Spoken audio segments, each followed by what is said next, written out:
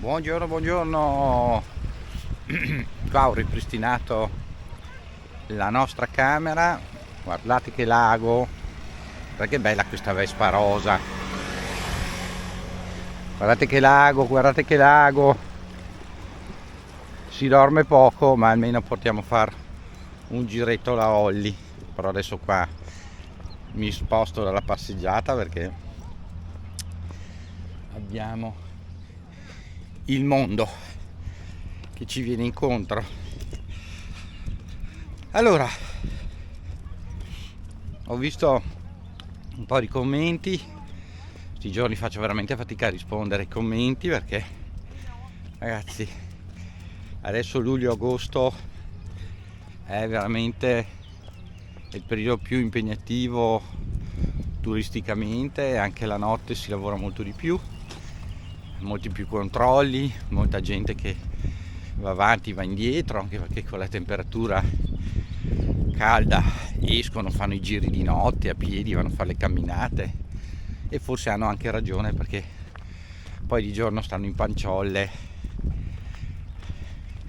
all'ombra visto il caldo che c'è, o quelli che invece amano stare al sole, a cuocersi al sole, e quindi siamo messi così, ecco.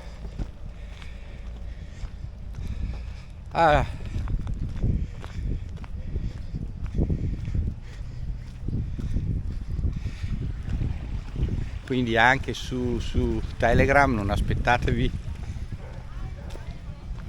direttine. Adesso questo periodo qua vediamo che quando ero ragazzino c'era questo mito di queste trasmissioni radio notturne, no? In cui si poteva telefonare anche di notte e fare una conversazione con questi DJ, anzi sì, no, DJ, perché i VJ sono quelli video, DJ che però erano più, raccontavano storie, mettevano su un po' di musica, roba tranquilla, e c'era questa cosa, ecco, con argomenti un po' più complessi, però potremmo essere assimilabili. Guardate sempre il lago, oggi veramente una meraviglia, una meraviglia. Vediamo se sblocco.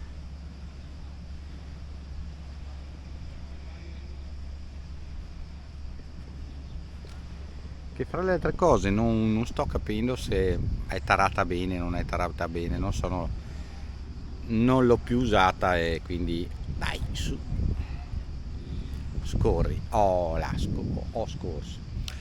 Allora, mi pare che i concetti cominciano a essere chiari, e di questo non posso che essere felice. E questo dovrebbe aiutarvi a vedere sotto occhi diversi sia quanto Gesù dice, sia i miracoli, sia le apparizioni della Madonna, cioè un po' tutto quello che vi porto nel primo canale, oltre alle riflessioni qua sul pirata, e va bene, insomma, magari dovrebbe uscire anche una ricetta, non so se oggi, domani, vediamo un attimino, questa cosa semplice che ho fatto qualche giorno fa, e vi stavo dicendo, sì, vi aiuta a vedere le cose con occhi diversi e anche capire un pochino il meccanismo del tutto, di come Dio ha un po' progettato le cose, di come, ovviamente per quello che noi possiamo capire, attenzione, perché la nostra capacità di comprensione di queste cose è veramente limitata, per cui dobbiamo anche un po' adattarci a alcune semplificazioni, a alcune cose facili. Allora qua abbiamo un piccione mega colorato, non si sa, è un incrocio. Un piccione reale può essere Non ve lo posso far vedere perché scappa. Eccolo lì, vediamo. I colori non si vedono. Eccolo lì. Beh, era palese anche perché c'ho la Holly. La Holly è una cacciatrice. E quindi vi stavo dicendo, questo dovrebbe aiutarvi. Quindi se avete avuto dei dubbi, se delle cose non vi apparivano chiare, provate a rivedere anche nella playlist dell'NDE o anche degli studi scientifici eccetera eccetera. Dovreste cominciare piano piano a capire di più il significato di determinate cose, ma forse è ancora un pochino presto. Ma se qualcuno di voi vuole provare anche questa cosa, ben venga, ci provi, perché è interessante veramente portarla in fondo, insomma, come dire, per provare a vedere se dopo aver appreso alcune nozioni si riesce a capire un pochino meglio. Tutto come tutti siamo con un piede nella fossa e uno su una buccia di banana. Si diceva, no? C'è quella poesia che diceva: stiamo come le foglie d'autunno sugli alberi, cioè pronte a cadere da un momento all'altro. Questo è un po' il destino dell'umanità. Questa notte abbiamo evitato la guerra atomica, pochissimi lo sanno, penso, di voi, in quanto c'era questo discorso dell'attacco premeditato degli ucraini alla centrale nucleare di Zaporizhzhia, in questo momento in mano all'esercito russo. All'inizio si voleva farlo apparire come un sabotaggio russo, poi essendo sfumata questa cosa che era evidente, cioè i russi non possono tutte le volte autobombardarsi, si fanno saltare il Nord Stream, si fanno gli attacchi su Mosca, si bombardano anche la centrale nucleare.